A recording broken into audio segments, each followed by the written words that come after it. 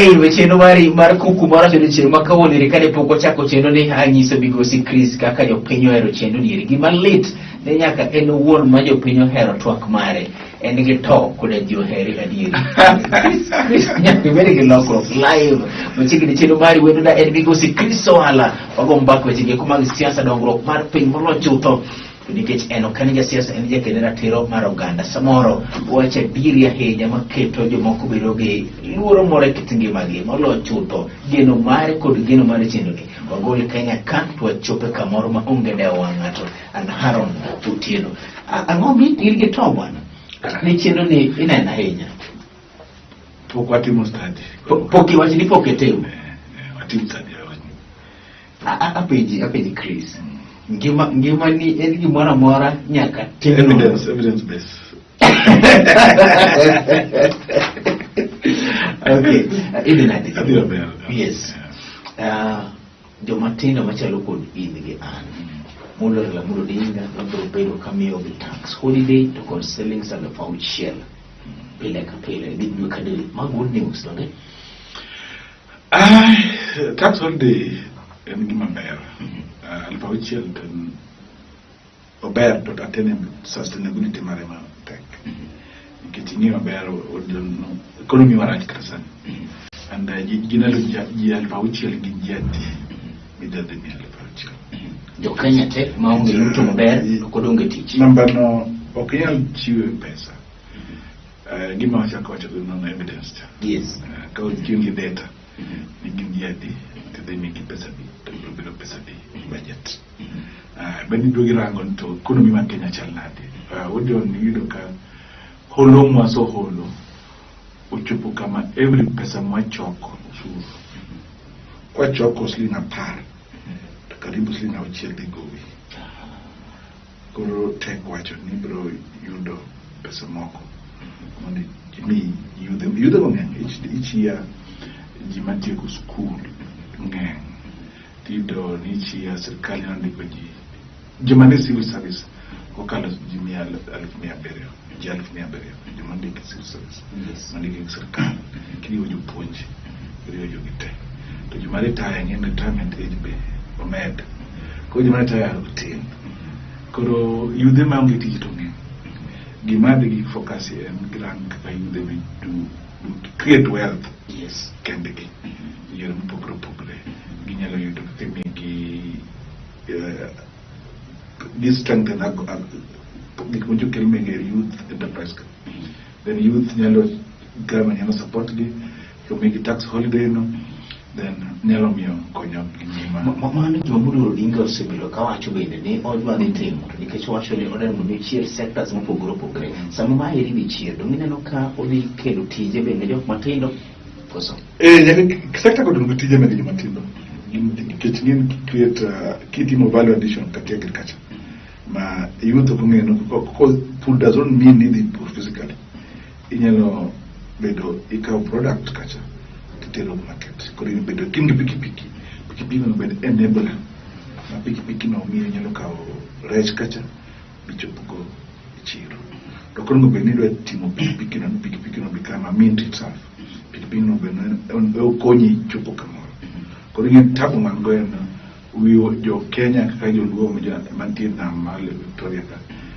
ng'engo wiyo pod nitie pokwa ni johala wadoro dier mona timo nonro mar youth enterprise fund tido ka jo yudhe mar gweng'wa koni manokawo watime Kisumu Masinga those eastern coast Embu kod Nairobi area tido ni yudhe wa maka Siasa Kisumu kagiso kawo pesa mar youth enterprise fund to jipogre jipango biro kawe kaka oganda chiel ka gigeto mar mondo miki officials yes kata kamano gidoge yake kendo officials the car person pogre tai gidi kich youth in a fluid age in this age mama bodji duaro ginga fix about odogi podwi chwado gi kian feature en giminyal jako investor koro yudo ka emio pes manti bank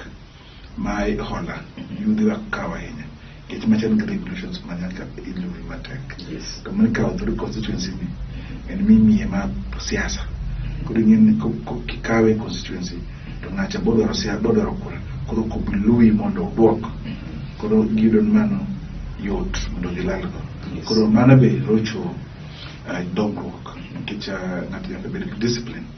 Mondo ngi yakonya yo konyere mbele. Discipline chandoa. Yes. Kich wano hero gikmi yo ay serikal pokwana no kama serikal lo konge mawan ko serikal lo kenu sirbo machegni ko di mama serikal kelo wan ma ko ko nya kwa change mind wabe wa change mongo wa change pattern on ran to e bo wendi wanya ido di moro ko serikal bati kira ko ta county government be ko chiyo kelo hope moro kumroere kich nenti hope at the beginning. Yes. Not the devolution. Yes. But hoping you know obarre kombasa. You watch no bar ombasa. Obarre but toya you know.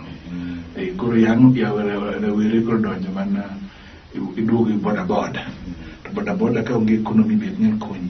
Kech boda be konyi manaka ji business timarengo. Kuru kichungs timangen. Ilo ngani kawitero ne gima kametero ne gima kametero. Kuro mana itab moja.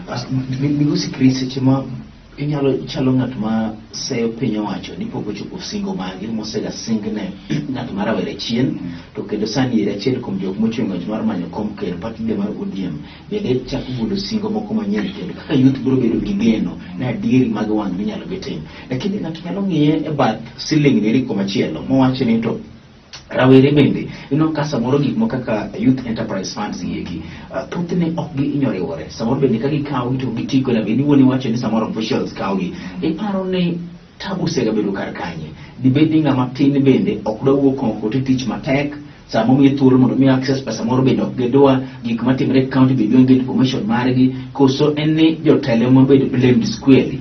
Okay, jotelo kende dynamics. Yes. Jotelo nyako blame jotelo nyaka miji vision. But roere bende manekse chiwo magi kelo machalo ka enterprise okay framework geno gi kuma gi joma tinde county lemo okay kirango kata government gi. Yes. Kirango county government joma oketi position madongo. Yes. Rewera di man puro man under 35 inyalo kosa and onge county mang'eyo man ng'ama iluongo ni CC ilo Nyanza man nigi higni adek abich kadok chien onge to yudhe were mofom 40 to 60 to 50%. Yes. Maji mago kwa that age bracket. Yes. Koro ngisa ne undu anunu future biro to we can't feed chakre sani.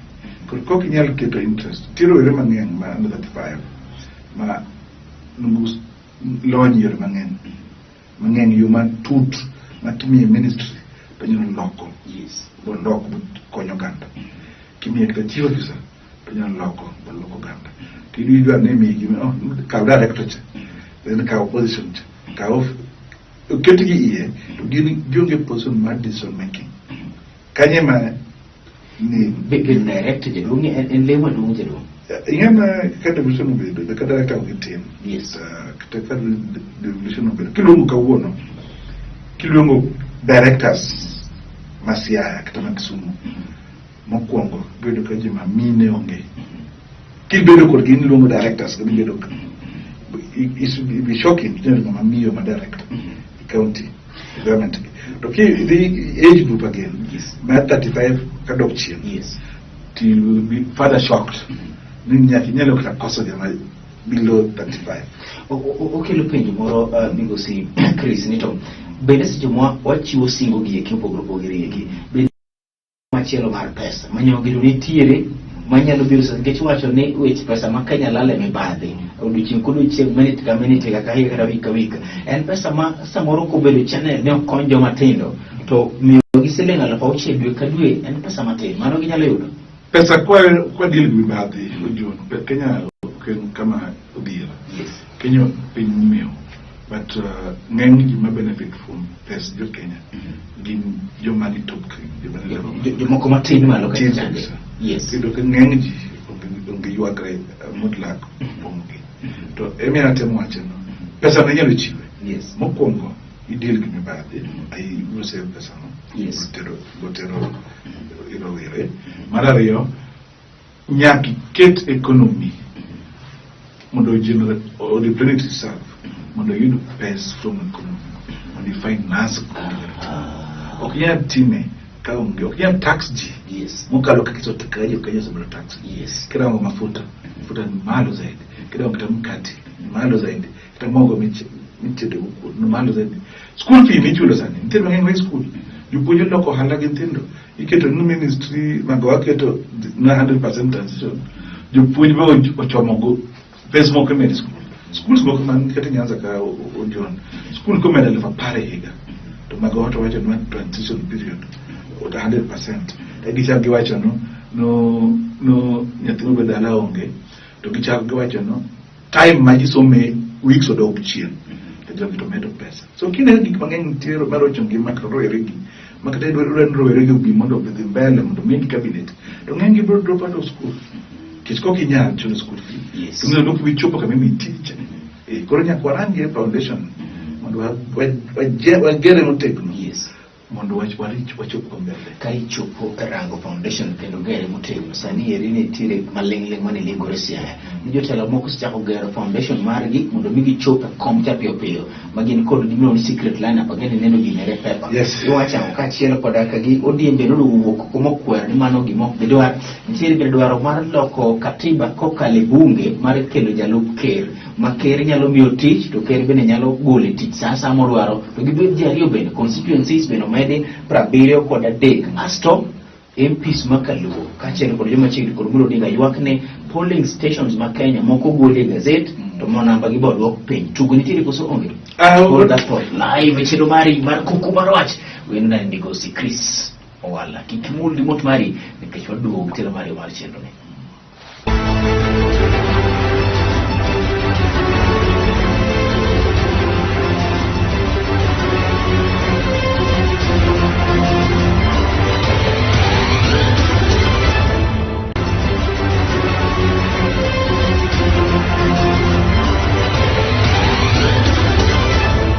Machiegni telo mari mar chenro mari mar Kuku Mar Wach nyinga en Haron Otieno wendo na en Migosi Chris Owala live.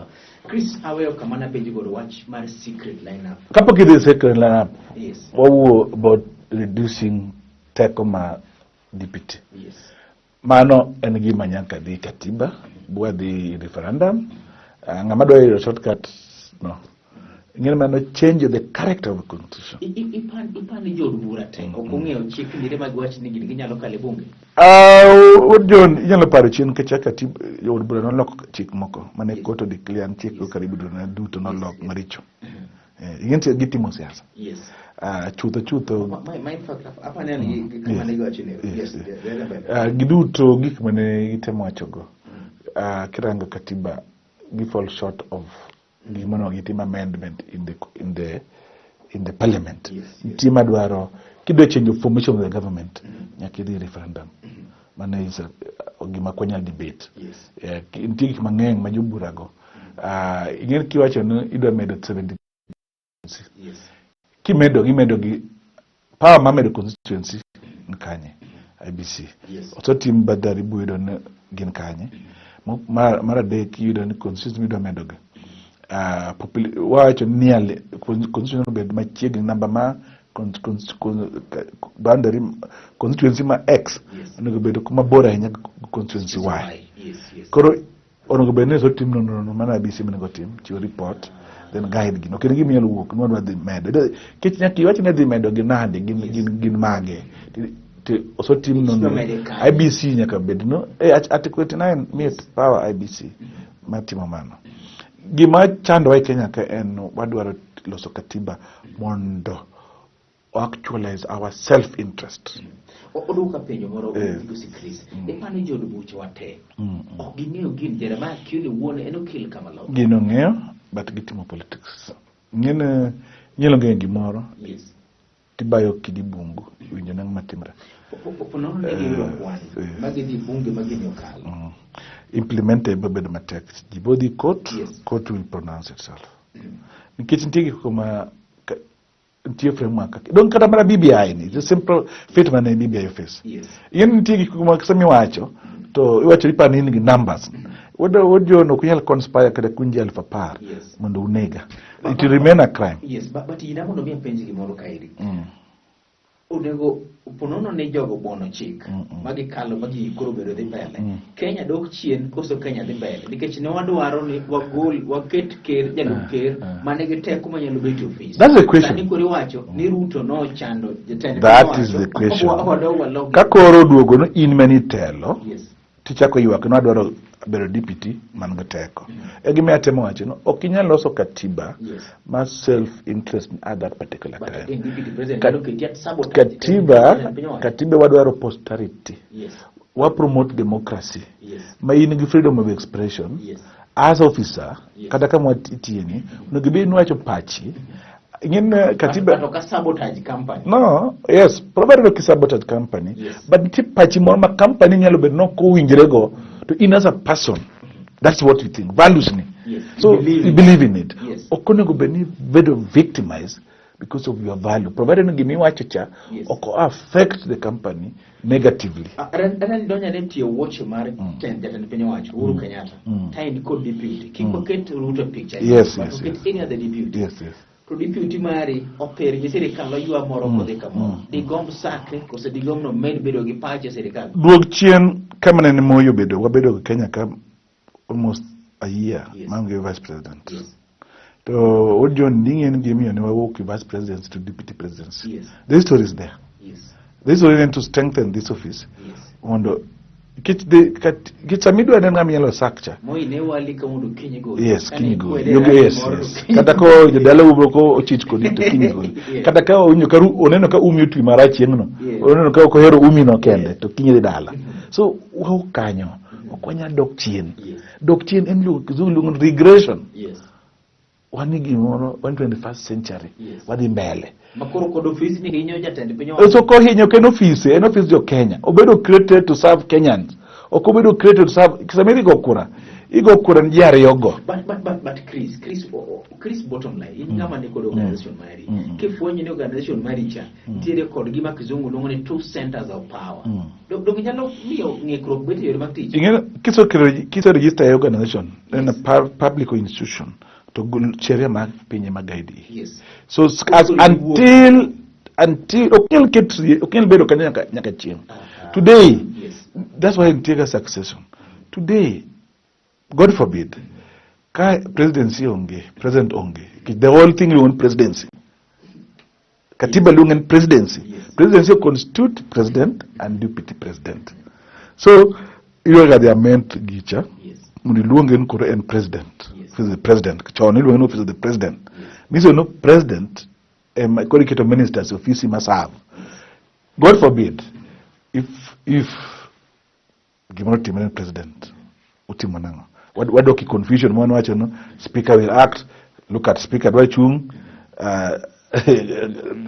who else the senior most cabinet minister who is it Kenya Masani you are any okwanyal doki confusion mwana anti chon to be part of office ni rema ni president no do be do tije mathoth ahinya nego be split in two mondo mingi be jariyo kaka bill mare jerema kioni dwaro mego to koro political ingen what kioni time mama ndo ngi satisfy interest makaji kidhi semidwaro campaign tiwacho na John a promise insakwa kacha ini the represent sakwa kora mark let's say na the confusion mantie en kido wondre kita Raila da president confusion tiento samidi bikao running mate ni Rift Valley to Kikuyu wachango.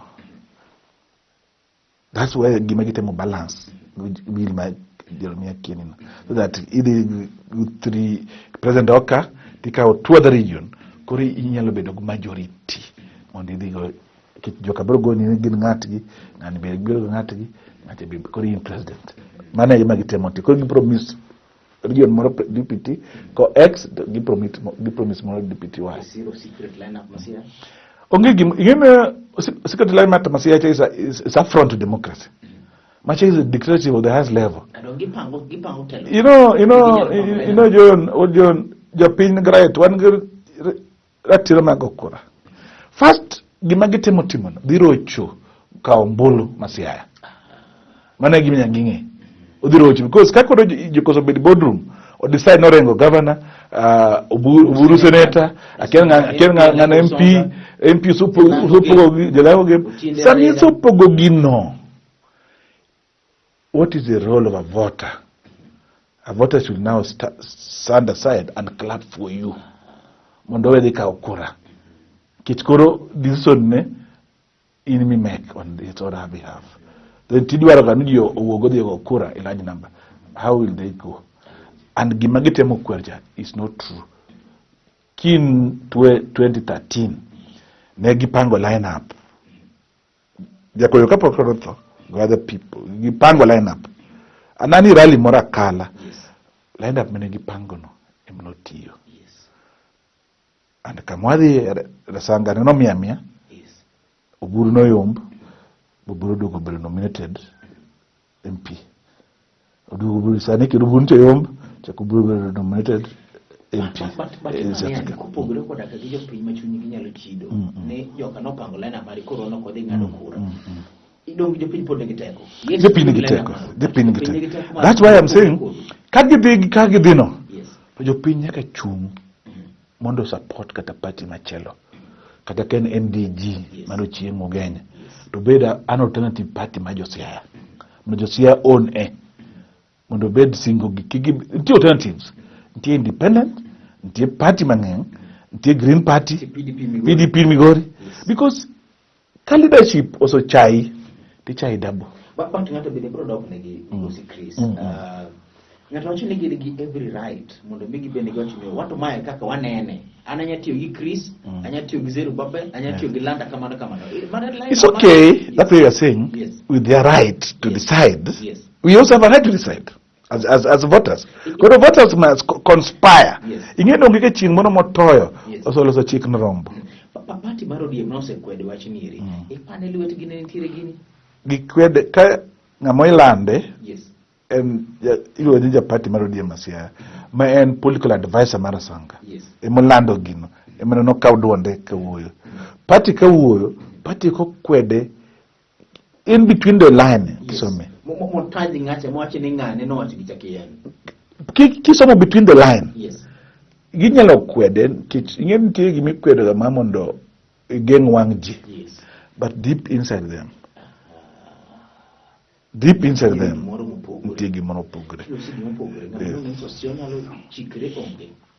no sosion nkare kodwe chung ngen ntiegi giluongo senator bomet the current ngen kaya mukudho kama tek monedi opposite yam kich political relevance ngen kidwa survive nyakirang terrain iluongo ni team political economy analyze your area being to what are the risk mara the koni and the kit mitigation plan ka the koni ang manyalo be fail as much as en ngatra ya komno to feel no mondo political survive kitchen so mainat igin ngamanyo dongi koyo beonge kano dongo nat ado wacho oyo kado mo odi ma parasira to no mainat odong duk koro wacho no do bedo relevant koyo kodwa to Rift Valley en Uda chal chung Uda Kisumu koro bende or survival John. Okay, you know this political Siasa is survival onge integrity onge values and that's why we are survival live Chenro Kuku Mar Wach no nyakwa chupe giko mare weche dira pod do matut mokalo ka chiel kumgi en wach ni mare jotelo gi kuma kaluo kada machigni kod mulore la mrodinga sani koro wacho ni strongholds mag ODM polling stations magi gisano duok piny kendo moko bende machot no se gole gazette eni gibone go bende miyo japiny luoro. I think the telogo are just crybabies. Cry babies. King your camera ni watch. One you tell them dishonest. Ma whining or you work. Can you tell them a thing to bring power? Man will come correct with me. Yes, so what you want to get no Jo Kenya who they go focus on county assemblies. That is the game changer my devolution. That's where the division is on the benefit. Kun go MCAs ma weaker, ma corrupt, go speakers ma corrupt, there's no future. Forget about Kimudu Adwarago. Governor, kun go strong MCAs, nyalo me governor team who deliver new services.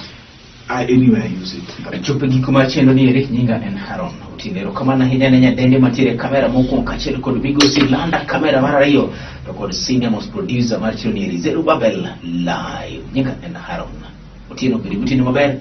Ero kamanu kumnekete Lolwe TV. Medikete Lolwe TV.